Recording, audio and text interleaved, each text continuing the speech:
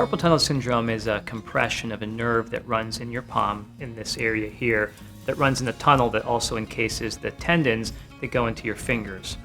As that tunnel becomes tight or as the tunnel becomes inflamed, the nerve can get pinched, and as it gets pinched, we can start developing symptoms of pain and eventually numbness, tingling, and sometimes loss of dexterity in the hands. Oftentimes when patients present, we diagnose just based on clinical exam and based on the history and findings that the patient presents with. In more advanced cases, we will sometimes get additional testing. In the past, that used to be things such as nerve testing or EMGs, but we've transitioned recently to being able to diagnose these oftentimes with just a simple ultrasound done in clinic, in which we can measure the size of the nerve, which can give us a good correlation to the degree or the presence of carpal tunnel.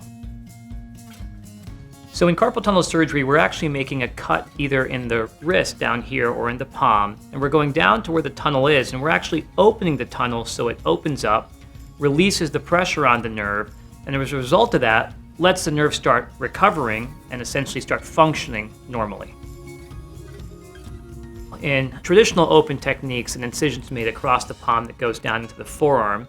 In mini open techniques, we make small incisions here in the palm. And over the last 10 to 15 years, we've transitioned even to endoscopic techniques. And in endoscopic carpal tunnel release, we're actually able to just make a small cut in the wrist here and insert an endoscope into the palm to release and open up that tunnel. Generally, the outcomes after carpal tunnel surgery are actually very, very good. If you look at the long-term outcomes of either endoscopic or open surgery, they really are the same long-term, and people will do well with either surgery. The main benefits of an endoscopic release is that the short-term recovery is a lot faster, and the short-term outcomes are a bit better with regards to pain relief and symptom relief. But long-term, patients who have carpal tunnel surgery, whether that be with open techniques or endoscopic techniques, generally do very well, so long as it's treated and caught early enough before nerve damage has already occurred from the prolonged compression.